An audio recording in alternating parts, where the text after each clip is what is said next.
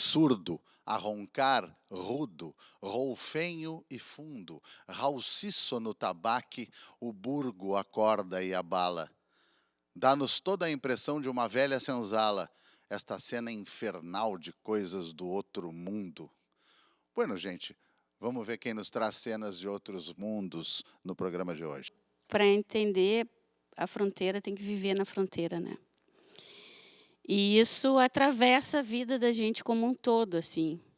Esse entre-lugar que ele está sempre ali permeando o pensamento, né?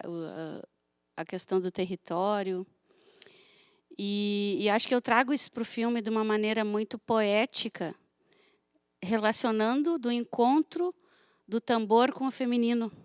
Quando o bichinho do candombe te pica, não tem volta, né? Assim, é uma paixão eterna, então não tem como se encontrar com o candombe, não se transformar e ser o mesmo depois disso. Então eu, como percussionista, como baterista, depois que encontro o candombe, que tem a acentuação, que tem a síncope, o acento não no tempo forte, né? Sempre na segunda e na quarta semicocheia, principalmente, né? O tambor tico faz taraca, taraca.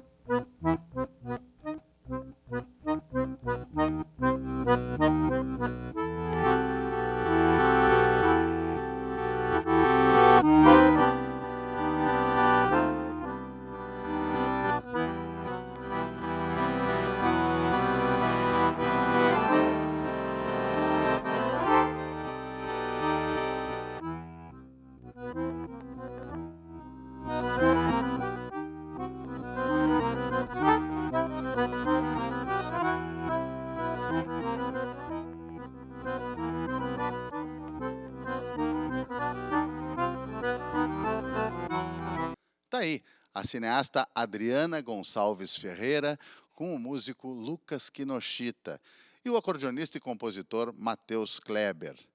E a gente começou o programa com essa coleção de adjetivos antigos. Puxa, que alguns ali eram testes de locução. Não são palavras que a gente vê todos os dias, porque são de quase 100 anos atrás, são de muitas décadas atrás, de um poema de um baiano, de alguém de Feira de Santana. E esse poema se chama e se refere ao candombe. E aí eu vou deixar o A fechadinho. Candombe, não candombe, como a gente costuma dizer, porque a gente costuma falar em candombe uruguaio. Mas, bueno, quem acompanhou as chamadas ao longo da semana, não são as chamadas do candombe, que é outra coisa. A nossa propaganda, o nosso reclame para o programa de hoje, também me viu falar em candombe na redenção, no século XIX. Que papo é esse? O que é isso de candombe que está cada vez mais curtido por aqui pelo Rio Grande do Sul? Quem sabe disso, quem fala sobre isso conosco é a Adriana Ferreira, é também o Lucas Kinoshita. Que prazer ter vocês aqui. Prazer, Demétrio. Prazer estar aqui no programa. Obrigada. E tu, Kino, tu já é sócio-atleta, volta e meia anda por aqui conosco. Uma honra estar aqui, muito obrigado. Pois é, imagina que esse poeta tão antigo, ele não escreveu candomblé, ele escreveu candombe. Ele estava falando num local de reunião, ele estava falando, eu acredito, eu intuo, até por causa do candombe da Mãe Rita em Porto Alegre, estava falando em local de religião, sim, mas estava falando em música, em celebração, nos atabaques. Ele não tem os nomes característicos aqui da região, para os tambores. Esse candombe tão uruguaio parece que é ou foi também uma coisa muito maior, uma coisa que já ocupou um espaço muito maior, Minas Gerais, Bahia. Como é que é esse negócio? Que magia, que loucura de tambores sem fronteiras é essa? Bueno, puxando aí no que tu falou, a gente tem ainda presença, né, em Minas Gerais, Rio de Janeiro, São Paulo do candombe, né? Belo Horizonte, Bahia, ainda temos. O candombe se espraia, né? E a gente traz um pouco desse recorte do candombe na fronteira, nesse longa, Tambor Sem Fronteiras. Né? Porque falando em Uruguai, na fronteira, a gente está em casa. Né? Fronteira, Bagé, Uruguai. Então, eu acho que esse entre-lugar, que é a fronteira, né? Tem esse convívio. essa multiculturalidade, mas esse intercâmbio constante, né? E daí esse filme traz esse atravessamento dos tambores uruguaios para o lado brasileiro da fronteira. E aí começa, então, esse movimento de ativistas, né, com a Grijos Candombeiros. E é algo que reverbera aqui para Porto Alegre, não que comece, né, recomeça esse movimento do candombe, a partir desse movimento que vem de 2015 com o atravessamento desses tambores. E o filme Recente traz assim. isso, né? Porque a gente já teve a presença, como bem falaste, do candombe da Mãe Rita, lá no século XIX, que era uma sala de nação, né? Assim o candombe começa no Uruguai, século XVIII, por aí também, Com né? essa ligação mais religiosa. Eram salas de nação, né? Com essa origem banto que vem dos escravizados para Montevidéu, né? Pelos portos, e também da tradição nanã, e se instala ali como essa memória que vem junto, né? Com salas de nação nos conventígios. Depois ele vai para a rua. E ele vai para a rua e é uma cultura, né? É um modo de vida de resistência afro-uruguaia. Então, esse filme é, sobretudo, um filme de admiração e amor pela força da acolhida da cultura afro-uruguaia do candombe. Tu sabe que me chama a atenção, bom, algumas coisas sensacionais que tu disseste aí. Uma é essa coisa do conventígio, como a gente já comentou aqui. Acho que a tradução mais literal possível é cortiço, né? Os conventígios eram cortiços. Então, a gente tem uma obra brasileira de literatura, o cortiço, a gente está falando em local de reunião das pessoas menos privilegiadas, das pessoas mais periféricas socialmente, e isso combinando tanto no Uruguai quanto no Brasil com os negros, né? Lamentavelmente combinando até hoje essa noção de menos privilegiado ou menos favorecido e afrodescendente, né? Isso é uma coisa, e ficou muito na minha cabeça essa coisa do 2015. Quem tem a minha idade acha que 2015 é ontem, né? E é recente assim esse movimento, essa entrada, essa cruzada de fronteira, nesse formato recente que tu referes? A gente começa assim, claro que já tínhamos uma admiração pelo candombe, né? Na fronteira tudo é muito entreverado, assim, né? Eu sou casada com uruguai, minhas filhas são doble chapa, eu também, né? Meu avô era uruguaio. Então a gente não tem essa fronteira que é imposta pelo Estado, para nós a fronteira une. Esse limite que separa, para nós, é a união, né? Então, a gente começa um movimento ali no ponto de cultura Pampas Sem Fronteiras, muito nessa vibe da política cultura viva, né? E nós começamos a intercambiar, assim, um movimento de cultura e educação, inclusive com um grupo de percussão africana aqui, o Alabeoni, Richard Serrari, o Pingo Borel, né, o Mimo. E junto com o Sopapo, eles levam também o tambor de candombe para esses encontros, assim, né? E aí teve um festival de cinema lá, Festival Internacional de Cinema da Fronteira, acho que foi 2011, por aí, que a gente homenageou o César Charlone com O Banheiro do Papa. E ele, que é um diretor uruguaio, foi. Nós levamos uma comparsa, né? A produção do festival, uma comparsa de Melo. E aí aquela vontade cresceu muito, né? E nós resolvemos, então, com um grupo de ativistas ponteiros, trazer esses tambores do Uruguai, por um contato da Mundo Afro, que é de Rivera, né? Fred Parrinho, que está no filme, o Mimo fez essa ponte. E aí nós trouxemos esses tambores e começamos um intercâmbio com mestres da cultura afro-uruguaia, que permeiam ali a fronteira, né? Comparsas de Melo, de Rivera, e o canal Montevidéu, porque acho que quando a gente fala em fronteira e também comércio desses produtos culturais, né? A gente não descarta Montevidéu, Eixo Porto Alegre, porque tudo passava por ali e ainda passa, né? Então, nós atravessamos os tambores e começamos esses tageres, oficinas, encontros para ensaios com comparsas. E o grupo foi crescendo, né? E foi crescendo, mas sempre registrando. Sobretudo com uma militância da produção cultural, que envolve várias coisas, Cultura Viva na Fronteira, mas a militância pelo cinema, que é algo que eu persisto e resisto no interior, né? É o meu terceiro longa. Então, tudo que a gente fazia com o candombe, também filmava. E, ao mesmo tempo que a gente vai aprendendo com esses mestres, a gente vai filmando e o filme vai acontecendo, se desenvolvendo, né? Sim, tu tem essa pegada documentarista que já estava há vários anos, há muitos anos atrás, quando, imagino pelo título, que inspirada pelo livro do Cândido, que eu conheço e gosto muito, tu fizesse um documentário sobre Adão Latorre, né? O Cândido, agora acabei de recuperar esse livro, porque essas coisas a gente gosta de dar de presente e depois se arrepende, porque às vezes não consegue encontrar Alma, Terra e Sangue, né? Que é uma coisa muito interessante sobre essa vida de fronteira e sobre essa história de fronteira. E sobre esse doble chapa, deixa eu fazer uma ressalva aqui. Eu não sei dirigir, mas eu gosto de palavra. Esse negócio do doble chapa tinha a ver com 2 placas no carro. Mas vejam que não se chama dos chapas, se chama doble chapa, né? Essa fusão já está na expressão. As pessoas têm uma chapa dupla, têm uma licença dupla, têm uma identidade dupla, têm uma nacionalidade dupla, e não 2. Eu gosto muito dessa diferença, né? Quino, tu não é fronteiriço, mas tu anda por um monte de fronteiras aí fazendo o teu som, fronteiras culturais, fronteiras musicais, e ao mesmo tempo tu é um cara que está militando no candombe em específico há muito tempo, né?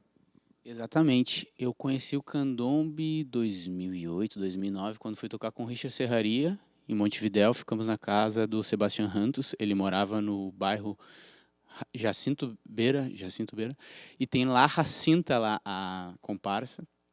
Eu não tinha ideia do que era candombe, estava andando pelas ruas, era um estudante de música, e aquilo rachou minha cabeça.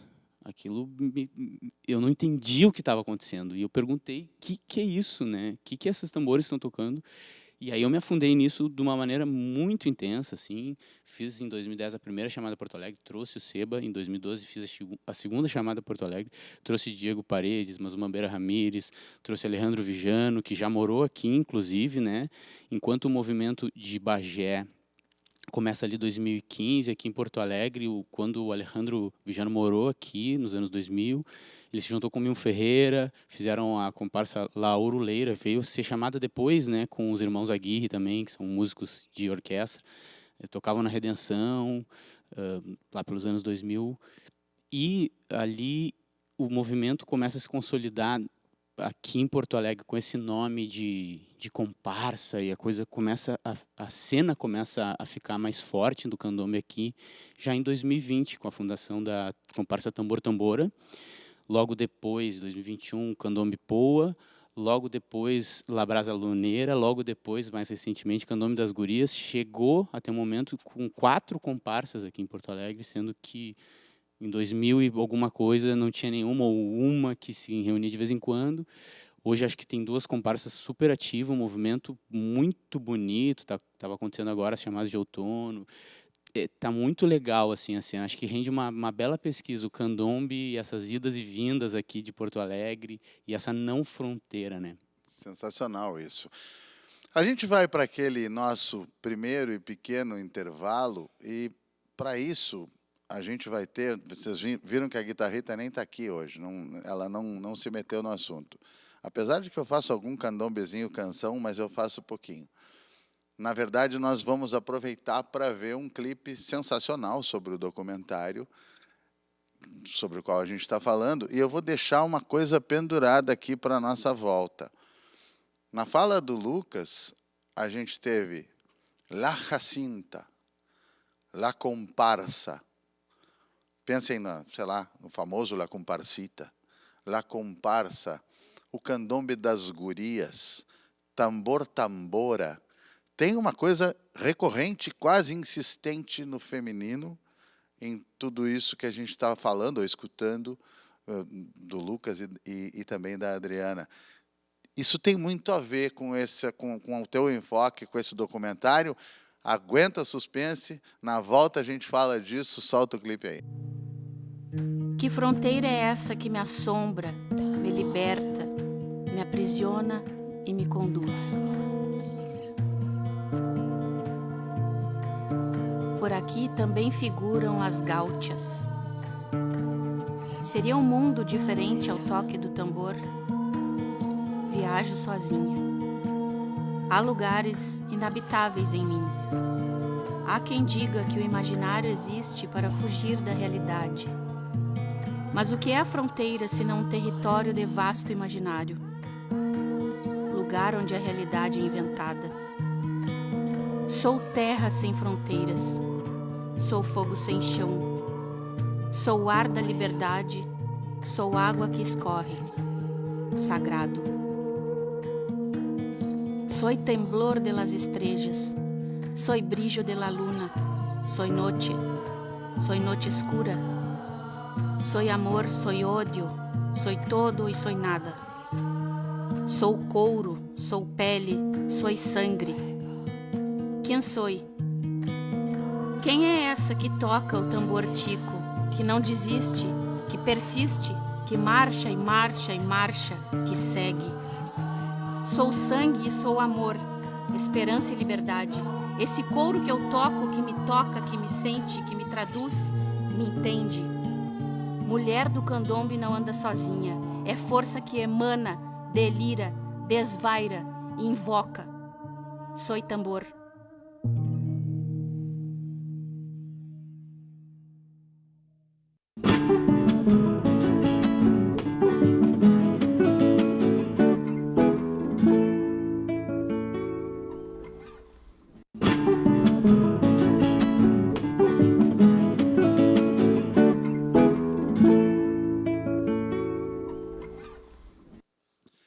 Que fronteira é essa que me assombra, me liberta, me aprisiona e me conduz? Puxa, que não é pouca coisa. Logo antes do intervalo, começou assim o nosso clipe fantástico, que dá muita vontade de assistir ao teu filme. Que fronteira é essa? Pergunta difícil. Acho que eu sempre falo assim, para entender a fronteira, tem que viver na fronteira, né? E isso atravessa a vida da gente como um todo, assim. Esse entre-lugar que ele está sempre ali permeando o pensamento, né? A questão do território. E acho que eu trago isso para o filme de uma maneira muito poética, relacionando do encontro do tambor com o feminino. Né? O que é ser mulher num meio tão masculino que é o candombe, tocar, né? Porque a maioria das mulheres dança no candombe. Isso vem de uma tradição, né? Hoje em dia já não está tanto assim, mas ainda é um meio muito masculino para uma tamborilheira, né? E eu acho que viver essa cultura do candombe, aprender, submeter-se com a comunidade afro-uruguaia, respeitar, né? Diante de tudo isso aí, tem uma relação com isso, né? De viver essa cultura, que eu acho que é algo muito subliminar e subjetivo de ser e estar no mundo, enquanto mulher também, né? E aí o filme traz isso, esse encontro do feminino com o tambor. E aí como que eu busquei essa poética, né? Muitas coisas internalizadas, assim, né? Do que é ser mulher no território de fronteira também. E enquanto criava essa poética, eu estava escutando Chabela Ramírez, né? O álbum Tambores e Amores, a Julieta Rada também. E acho que isso foi tudo um encontro. Jorge do Prado também, né? E outros, Stramin, que tem, o Pablo Stramin tem aquela melancolia, o Limarenhos também, Adiós Mi Barrio, tudo isso vai atravessando a gente nessa vivência do candombe, né? Essa coisa de feminino no candombe, como é que ela está, por exemplo, é claro que o teu foco ali foi muito mais a coisa fronteiriça, mas como é que ela está, pergunto isso para os dois, em Montevidéu, como é que ela está no Barrio Sur, como é que ela está nas jamadas, no carnaval, a mulherada está, porque aqui em Porto Alegre, aqui na Cidade Baixa, a gente vê, às vezes, mais mulher batendo no couro ali do que homem, né? É uma coisa que está associada nessa retomada do candombe, ela é muito forte na coisa feminina, no protagonismo feminino. Como é que será que está por lá? Porque a tradição lá talvez seja mais forte. Fico pensando se já se rompeu melhor essa barreira. Eu acho que tem a presença da mulher no candombe muito mais hoje em dia, né? Montevidéu tem comparsas só de mulheres, né? A Cero Bola é uma delas, né? Que baita nome. Ceruola, muito, muito interessante. E tem comparsas só de mulheres, mas se tu for contabilizar, ainda é maior a presença masculina nos tambores, né? Em geral, nas comparsas. E quando tu falas num lugar, puxa, como aqui também, né? Um lugar muito maior para dança, para aquela figura, ainda se usa muito essa palavra na Argentina e no Uruguai, não só para candombe, a vedete, né? Aquela passista é a vedete, mas também tem os personagens fixos do candombe, a Mama Vieja. A Mama Vieja, para mim, eu não sou um conhecedor de candombe, mas para mim é uma matriarca afro-americana, americana, né? Mas, enfim, ela não tocava tambor, né? Não, porque eu acho que são elementos do candombe, né? A vedete e as bailarinas do corpo de baile, né? Que são coisas diferentes. A gente tem essa referência da Rosa Luna, né? Inclusive é citada no filme como uma homenagem a ela, né? Mas esses elementos do candombe são tão importantes quanto o tamborilheiro, né? Porque fazem a frente, porque abrem a comparsa. O escobeiro, né? Que vem limpando a energia, assim, como se limpasse o terreiro, né? E a presença muito forte, eu acho, da Mama Vieja e do gramijeiro, né? Ele que representa um curandeiro, né? E ela, essa sabedoria toda, né? Que acompanha, são uma dupla. Isso tudo tem a ver com uma espiritualidade dentro do candombe, né? Porque o candombe, ele não é música, mas também é musicalidade. Não é religião, mas também é espiritualidade. E tudo isso junto é um modo de vida, uma cultura de rua, né? Então, tem que viver essa cultura, né, para saber, uma cultura de muita resistência, né? Que eu sempre digo, a gente tem muito respeito pelo candombe, né? O respeito pela cultura que é afro-uruguaia e que abraça e acolhe todos, né? Fazendo esse filme, eu descobri muitas outras coisas assim que estavam na minha memória, lá da infância, que tem que ver com o acolhimento da cultura afro, né? Então, esse encontro com o tambor, essas coisas que nos é permitido justamente porque acho que toda a cultura afro, não só o candombe, tem esse poder de acolhimento e aceita todos, né?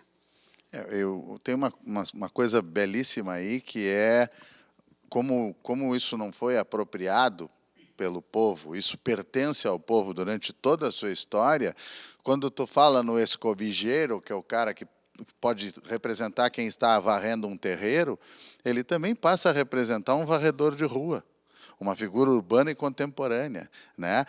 As pessoas passam a se integrar à medida que a história anda e a pertencer àquele ambiente todo ali. Quando tu fala no gramijeiro, o gramijeiro é o vendedor de jujo, de planta para erva, para chá, enfim, vendedor num formato urbano e contemporâneo, mas seria o cara que domina esse segredo, o que conhece essas plantas, mas também se junta com aquele que está embaixo do viaduto lá, que vocês vêm vendendo os jujos e, portanto, conecta indígenas com indígenas, né? Africanos com indígenas americanos, porque também tem muito esse tipo de sacada, de conhecimento. Na verdade, é uma coisa de uma potência impressionante, né? Lucas, tu já incorporaste também o candombe ao compor, ao arranjar, não necessariamente no ambiente, no formato do candombe, tu usas o candombe como elemento musical, e isso, puxa, também é uma coisa muito forte continente afora, né? O candombe, quando o bichinho do candombe te pica, não tem volta, né? Assim, é uma paixão eterna, então não tem como se encontrar com o candombe, não se transformar e ser o mesmo depois disso. Então, eu como percussionista, como baterista, depois que encontro o candombe, que tem a acentuação, que tem a síncope, o acento não no tempo forte, né? Sempre na segunda e na quarta semicolcheia, principalmente, né? O tambor tico faz taraca, taraca, acento no segunda semicolcheia, inclusive dá nome ao último disco de Jorge Drexler, que vem muito candombeiro, taracá. É o som do tambor tico, né? O tambor piano faz a acentuação na quarta semicolcheia, tum, tumba. Nunca no tempo. Essa síncope chama muita atenção. E depois que tu incorpora essas musicalidades, tu vem trazendo para tua música inevitavelmente. Então, às vezes eu estou tocando um baião e tem algum ar de candombe ali, porque o candombe está dentro da gente. Depois que a gente se encontra com ele, não tem volta, né? E especificamente a trilha sonora do documentário da Adri, o Tambor Sem Fronteiras, a gente fez essa trilha em 2020 e a gente fez, como ela diz, as escuras. A gente ainda não tinha o corte, né? Ali meia pandemia, a gente não tinha o corte do filme. Normalmente a gente faz as trilhas sonoras vendo as imagens, a gente não tinha ainda o filme inclusive finalizado, ele foi se finalizando depois. Então é uma trilha sonora que responde por 4 produtores musicais. Eu estou aqui representando eles, então vou dar nome. Richard Serraria, que fez uma poesia e fez uma música toda com poesias bilíngue, português, espanhol. Guilherme Seron, que fez 2 faixas também, Candombe Fus, Milonga da Terra. O Matheus de Carvalho Leite, que fez a direção e a produção musical também. E eu, no Tamborarte, naquela época, né, comandei o Tamborarte até 2024, fiz mais algumas faixas ali bem voltadas para o tambor, para o candombe, né? Então, a gente entregou ali 11 faixas e, num processo final, a gente recebeu de volta o corte, já com as faixas em alguns lugares, e fizemos o que eu vou chamar aqui de desenho da trilha sonora. A gente finalizou o desenho de som lá no Tamborarte, com o Cláudio Scholes, mas teve o desenho da trilha sonora. Eu fui lá para também olhar um pouco, essa faixa aqui, talvez essa introdução pode ir nessa cena, talvez combine, e aí fomos testando as faixas para montar essa trilha sonora aí do Tambor Sem Fronteiras. Tremendo de um artesanato, né, que está descrito aí. Eu espero que as pessoas não fiquem com medo, e sim fiquem com mais vontade ainda quando o Lucas diz que isso aí engancha, que isso aí agarra, atrapa, como se diria em espanhol. Candombe tem esse condão.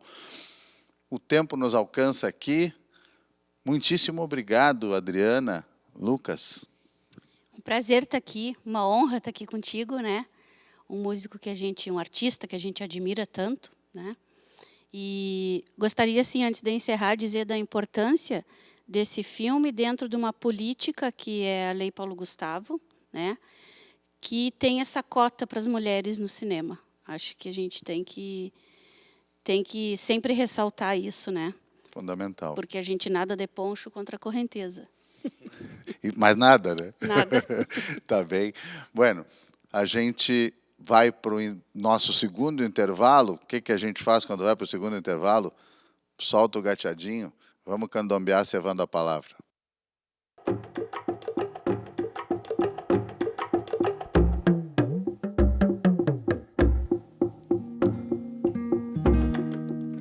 A rainha abre seu leque de cores, mostrando uns dentes que branqueiam no marfim de sua boca.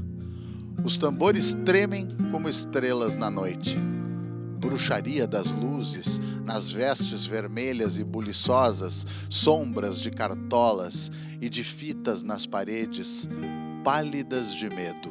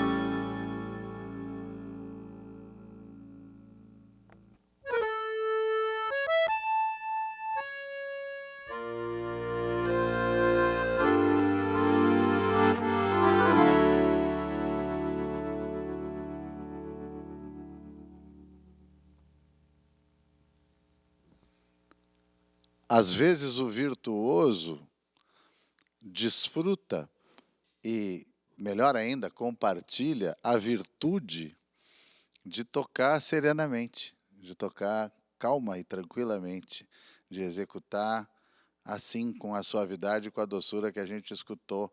Esse cara que toca tão bem o acordeon é um gaiteiro. Agora, ele não sei se ele lembra, ele me autorizou a chamá-lo assim, e toda vez que a gente se encontrar e tiver esse prazer de recebê-lo, eu vou dizer que ele é gaiteiro. Matheus Kleber, muito obrigado. Poxa, muito obrigado pelas palavras, Demetrio. Eu que agradeço pelo convite, por esse espaço maravilhoso, teu programa, que eu sempre acompanho. E sim, com muito orgulho, um gaiteiro, né? Desde pequeno. Mas tem um cara que te emprestou essa marca de um jeito que tu disse, não, agora eu vou dizer que eu sou gaiteiro. Um dos grandes, né? É verdade, é verdade. Mas eu nunca almejei deixar de ser um gaiteiro, né? Sempre, desde minha primeira banda, quando pequeno, chamava Os Bombachas. E eu, né, desde muito cedo, ouvia o disco do Albino Manique, lá, O Gaiteiro, e que, pô, eu quero ser igual a esse cara. Então, minhas referências todas foram gaiteiros. Esse trânsito que passa por cima da ideia de erudito e popular e folclórico e regional e virtuoso ou não, quer dizer, isso é a tua história, é isso que tu fazes, para quem te conhece, é isso que tu fazes como artista, né? Certamente, com certeza, e vem muito ao encontro de que a cultura não tem fronteiras, né? Então, eu, como um acordeonista, um gaiteiro, nascido aqui no sul do país, né, obviamente tive muita influência da música gaúcha, mas também me criei dentro da Fundarte, que é um conservatório de música erudita. Então, essas influências acabam transparecendo na minha música também, nas minhas composições. E, enfim, né, acho que a vida é assim, está em constante movimento. Eu ainda vou conhecer muita coisa nova, ter contato com outras culturas. Isso sempre acaba influenciando na maneira como a gente toca, inclusive no nome do instrumento, né? Recentemente fui tocar lá em Jericoacoara. Lá eu falo que eu sou gaiteiro, os caras me olham, não, você é sanfoneiro. Vai soprar o quê aí? E tá tudo certo, lá eu sou sanfoneiro, tá, entendi isso. Beleza, assumi, aqui eu sou sanfoneiro. Tá ótimo, por que não, né? Pois é, até tu me dá vontade de te perguntar uma coisa. Os formatos do instrumento, quantidade de baixos, teclado, botão, tu já exploraste isso ou tu tem o teu instrumento e é esse aí que tu abraçou e segue abraçado nele?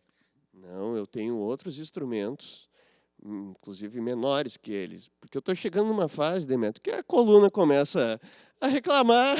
Uma 8 baixos ajuda. 8 baixos seria ideal, mas 8 baixos eu não me atrevo, porque é um instrumento de gaita ponto, né? Mas eu comecei tocando numa de 80 baixos. Né, até por ser menor, tal. Então, meu primeiro instrumento foi um instrumento de 80 baixos. E hoje eu uso, além dessa aqui, eu uso uma 120 reduzida e eu uso uma de 96 baixos também. Para uma situação assim, tem que tocar em pé por muito tempo, tal. Não, vamos dar uma folguinha para a coluna, né? Tu sabes que a gaita mais pequenininha, eu não sei se é 8 ou se é menos ainda, porque aí eu não entendo disso. Mas o que a gente ouve falar na Argentina e no Uruguai é a verdureira. Porque era comum que o vendedor, assim como o carinha do realejo, sei lá o vendedor tocasse para atrair a clientela. Então, eu comprei uma verduleira e estou tirando uns shots aí e tal. É um barato, né? Sim, é demais. E é muito legal os diferentes nomes que o instrumento tem, né? Já que a gente começou o papo falando disso. Porque no Nordeste eles chamam essa de 8 baixos, que a gente chama aqui de 8 soco, enfim. Pé de bode. Eu acho muito legal esse nome, pé de bode. Enfim, são as coisas da cultura local e eu acho muito legal isso, porque a música acaba conversando com isso também, né? A maneira como a gente toca acaba, de uma certa forma, refletindo isso também. Eu acho que popularizado o acordeon e suas variantes está desde segunda metade do século XIX. Algo meio trançado com a Guerra do Paraguai e seus avanços tecnológicos e migratórios, né? É por aí, mas já é tempo, hein? Com certeza, já tem um tempinho, né? E aqui no Sul, especificamente, teve um grande fluxo migratório dos italianos, né? E os primeiros instrumentos que chegaram aqui foram as de 8 baixos. Até o Borghetti, esses tempos, me comentou, numa entrevista para a minha pesquisa, algo que eu não fazia ideia desse número. Ele disse, mais de 90% dos instrumentos que chegaram aqui eram de 8 baixos. Né? Depois que começou a chegar os instrumentos, a gaita penada, como a gente chama aqui. Até né? porque para tu te atracar de ouvido numa botoeira muito maior, num teclado enorme, não é bem assim. Tu exige, exige não, mas é claro que tu te sais muito melhor com um estudo sistemático que o pessoal não tinha, né? O cara era o verdureiro, era o cara da lavoura. E até pela essa facilidade de locomoção. Pô, os caras atravessaram o oceano. Aí vai trazer uma caixona com instrumento de 120 baixos. Não, mas leva essa caixinha aqui. Tem que vir no outro navio, é muita coisa. Né? Entre trazer a roupa, trazer o acordeão. Não, vamos com o acordeão pequeno. Trazer o filho menor ou o acordeão, não, vamos levar a criança e tal, criar lá. Alguns escolhem o acordeão, né?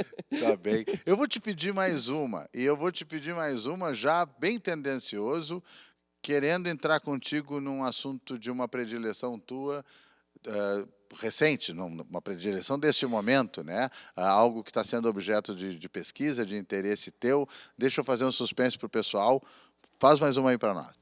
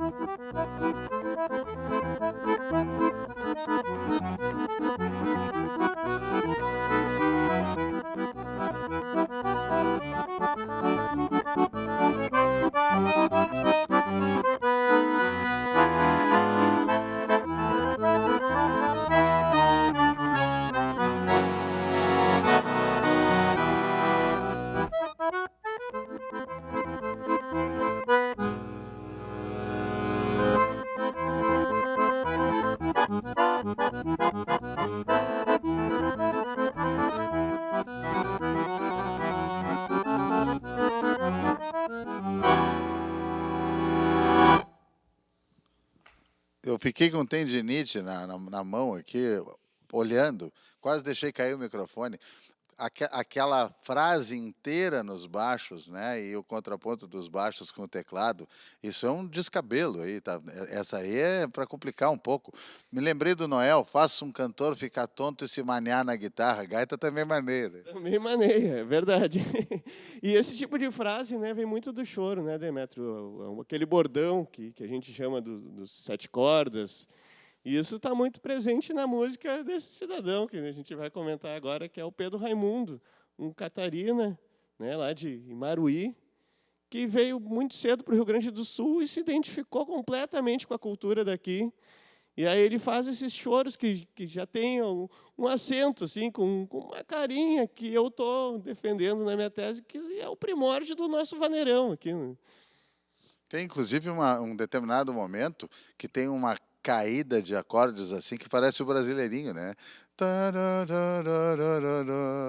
Né? Vai no ouvido da gente aqui. É verdade, é verdade. Inclusive é a mesma caída do Brasileirinho. Na hora a gente percebe isso.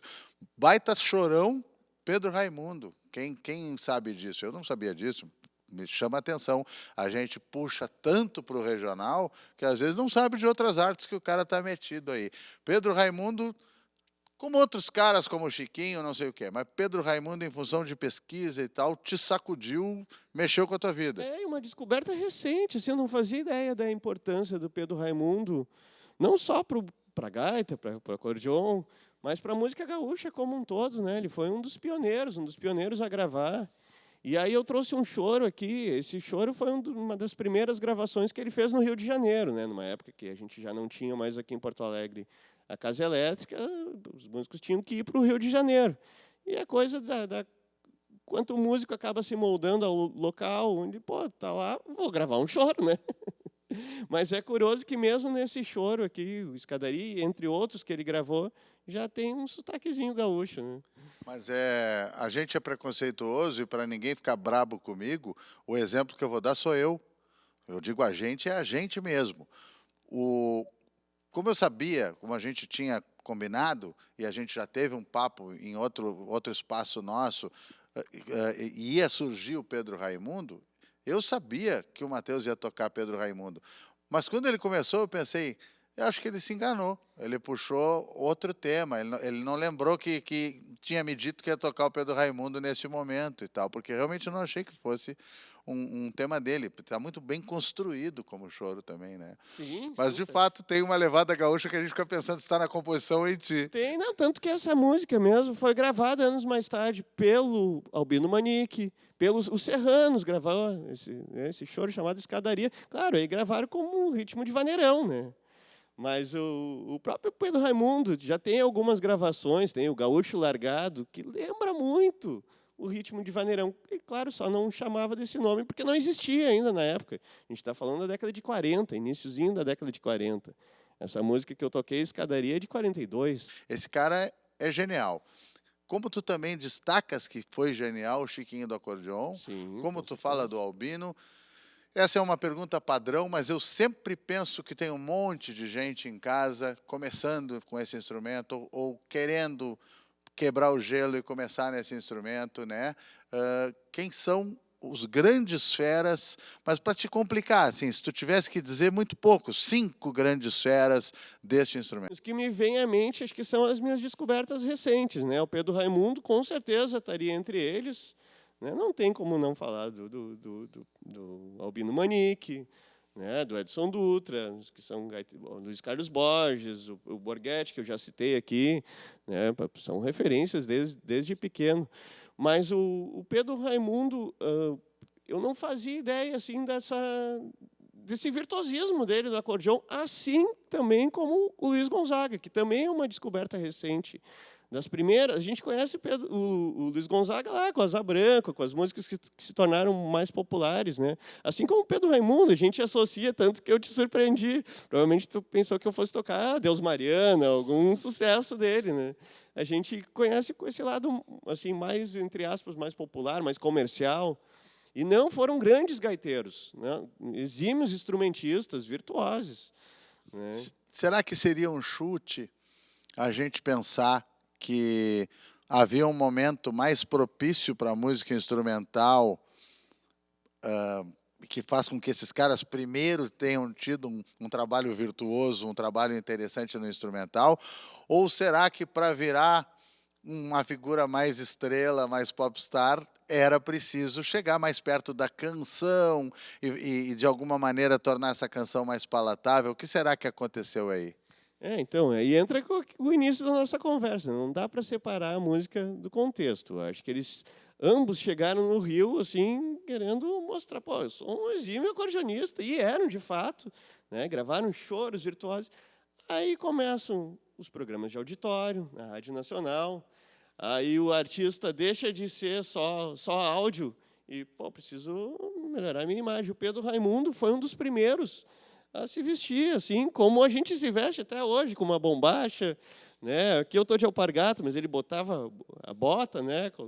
calçava uma bota em suas Aquela apresentações. sanfonadinha daquele tempo, né? Exatamente. O pessoal serrano gostava muito. Exatamente. Aquela bota gaitinha também. E aí tem essa preocupação também com o visual, e ele mesmo inspirou o Luiz Gonzaga também se vestir como cangaceiro, né? Tem falas do Luiz Gonzaga contando essa história. E, pô, eu vi aquele gaúcho lá, eu também quero me vestir. Se ele pode, né?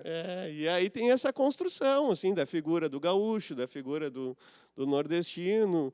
E aí, por estarem na Rádio Nacional, uma grande emissora, eu acho que eles começaram, opa, não, peraí, para o público, né, precisa de uma música um pouco mais popular, um pouco mais... E aí que acho que vem Mas, ao mesmo tempo, isso não precisa prescindir da sofisticação, da música inteligente, interessante, de conhecedor, porque, por exemplo, nessa época e por esses lugares andava o Radamés.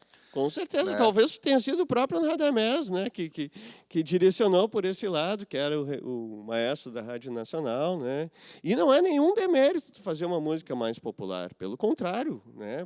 Pô, é tão difícil, talvez até mais difícil, né, tu comunicar com um número maior de pessoas. Então, por isso que eu tenho admirado muito esses caras, assim, a história. E aí, como pesquisador, né, a gente tem muita curiosidade. E, pô, tem vários exemplos de acordeonistas que deram certo. Estou sempre furungando a história deles, né, do Raul Barbosa, desses caras. Pô, mas vem cá, como que chegou aí?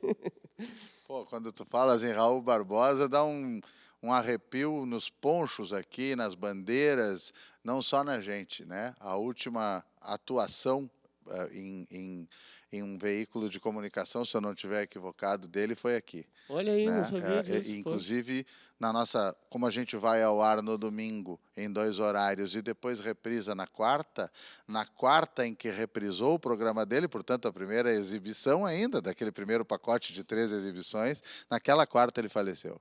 Já estava de volta na França, já tinha atuado aqui, grandioso músico.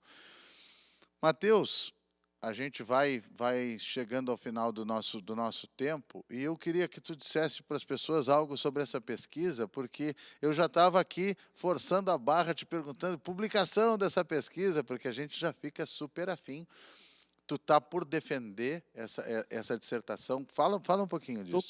Tô quase. Tô começando a ver assim uma luz no fim do túnel, né? Uma pesquisa de 4 anos, então, né? Chegando no final, a gente começa. Como é o título? É o Pedro Raimundo, o embrião da gaita gaúcha. Né? Estou falando justamente sobre essa maneira como ele tocava, né? Como eu mostrei aqui no choro, essa maneira de não diferente do Gonzagão, que usava muito fole.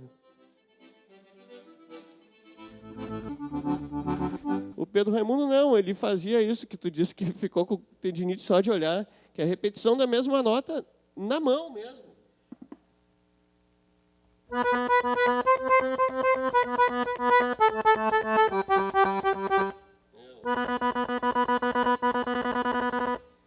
Na oitava e na mesma também, na mesma mesma frequência nota também. E oitavando. Então, é a maneira como ele tocava. Por isso o título, né? O embrião da gaita gaúcha, porque isso acabou refletindo em diversos outros gaiteiros, né? E aí também, tu perguntou de descobertas recentes, não posso deixar de falar do Tio Bilia. Pois me veio algo do Tio Bilia na melodia que tu fizeste agora, algo inclusive que o Renato toca. Eu falei antes, não tinha o nome Vaneirão, eu descobri recentemente que o primeiro a usar esse nome foi o Tio Bilia, né, com o Missioneiro, aquela música tão conhecida dele.